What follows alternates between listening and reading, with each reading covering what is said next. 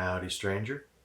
Welcome to the decidedly less watched half of the Collection Connection, a game that's just an excuse to talk about records. I play this game with my brother, Plastic Eric. He's over on the Plastic Soundwave Cult channel, and every Monday he shows an album. Every Thursday I show an album, and the game we've made out of it is that each album has to connect to the album previously shown, and we ask you to guess what that connection is. Today we will be forging a connection between Captain Beyond, the eponymous album from Captain Beyond, and Bad Music for Bad People, the 1984 album from The Cramps. But first we need to clear up the connection between the last pair of albums, which was Captain Beyond and Belle and Sebastian's The Life Pursuit. And the connection was that each album contains a song that has a part 2 on the same album. Not super difficult, but wasn't really telegraphed in any way, and nobody guessed it correctly, so that point goes to us. And with that, let's get on with the show. Alright, so I listened to the Captain Beyond album a few days ago, and it's already sort of evaporated enough in my mind that I'm having a hard time coming up with things to say about it. I didn't enjoy it as much as, say, the Steve Harley album and Cockney Rebel album from a couple of weeks ago. It was kind of, prog, that 70s sound that to me always sounds vaguely what I describe in my mind as boogie woogie. And just kind of, a southern rock kind of sound that I guess is blues based, but gets into those tricky time signatures and things. So it's on its way to prog for sure. But I didn't hate it, but it didn't leap out at me enough. I think there was a song maybe about 2/3 of the way through that I thought, oh, this one isn't bad, but I already forget the name of that song. So really, probably not anything that I would ever buy, but it wasn't bad, and if that's your bag, then more power to you.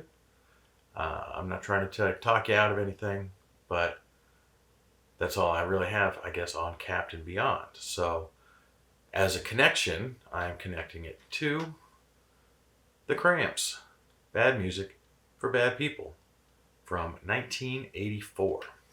Some people may not realize that this is a compilation. Nothing really clues it in as a compilation other than the string of years listed under the copyrights.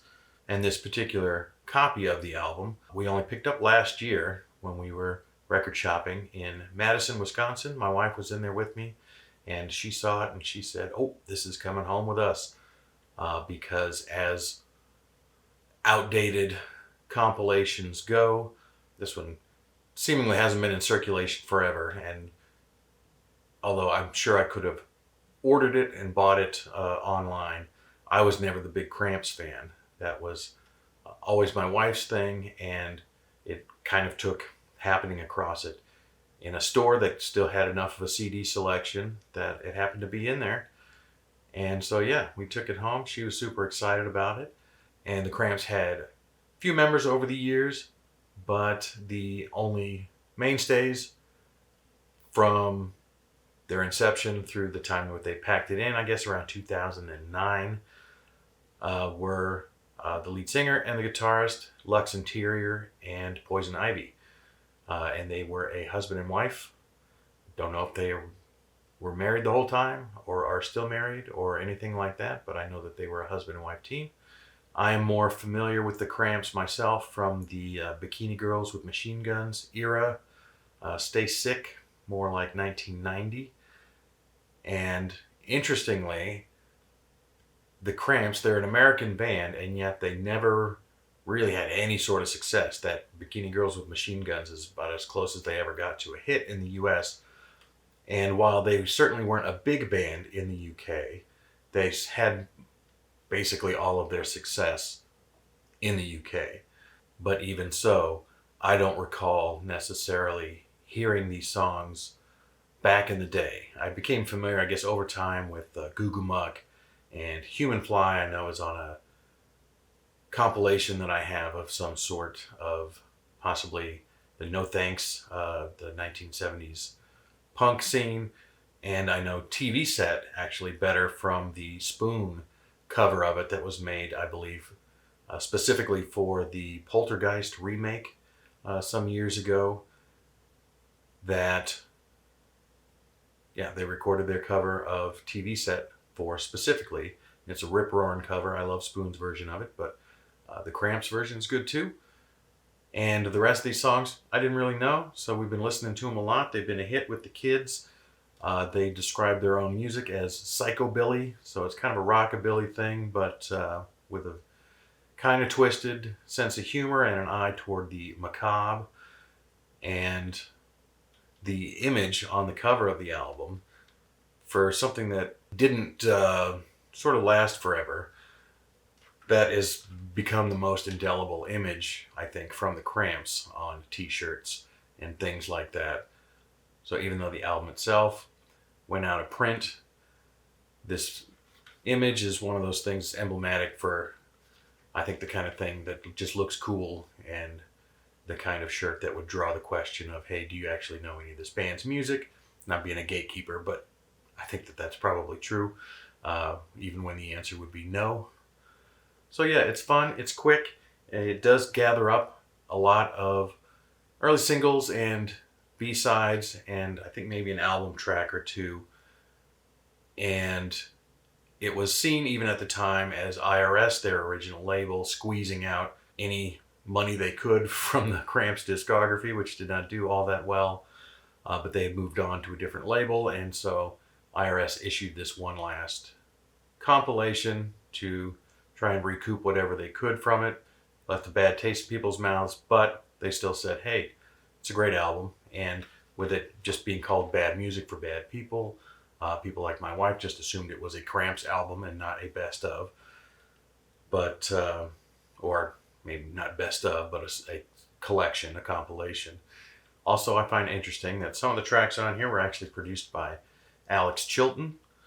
That's fascinating to me, who is another underachiever, famously revered, I guess, by future underachievers, who was in Big Star, the band from the early 70s that never made it big, but is much beloved by many a band that came after. And of course, Alex Chilton then had his own solo career, had the Replacements write a song about him called Alex Chilton. And yeah, he produced a couple of the tracks on here, including Human Fly. So that's interesting. But yeah, it's a quick listen. The song She Said is super funny. It sounds like somebody ranting with their mouth full of cotton balls. But yeah, it's fun record. First Cramps I've ever owned. I didn't buy Stay Sick, where Bikini Girls with Machine Guns came from, so I've never had any Cramps other than that Human Fly that was on that compilation that I referred to earlier. But it's fun, and it's cool to have found specifically the album that my wife told me. She said if I wanted to tell the tale. She discovered it in the summer between 7th and 8th grade. Someone made a tape for her that had this on one side and the Violent Femmes debut on the other side, and she listened to it incessantly for a summer. And so she's super excited to have a copy of it now on CD and have it back in the music library. And so with that, I will throw the Cramps Bad Music for Bad People over to Eric, and he will find an album in his collection and connect it to this album, and he will make a video about it, and he will put it out next Monday, and you can look forward to that.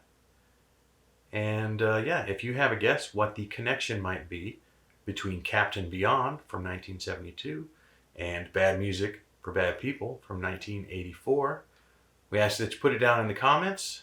First person to get it right, get a shout out in the next video. That's all we have the clout to be able to do. But I will say it's a trickier one, and it's one that you could get probably half right, and I would still have to concede that you're right. It's not the fact that they both start with the C, by the way. It's not a Cramps Captain Beyond, not quite that simplistic. And in fact, it's not simplistic at all. It is a little bit of a deeper cut, and it has to do, as your clue, I will say it has to do with specific band members from each of the two bands. So maybe give a look at that, see if you come up with anything that connects them. And with that, that's all I got. So I thank you for watching. Bye-bye.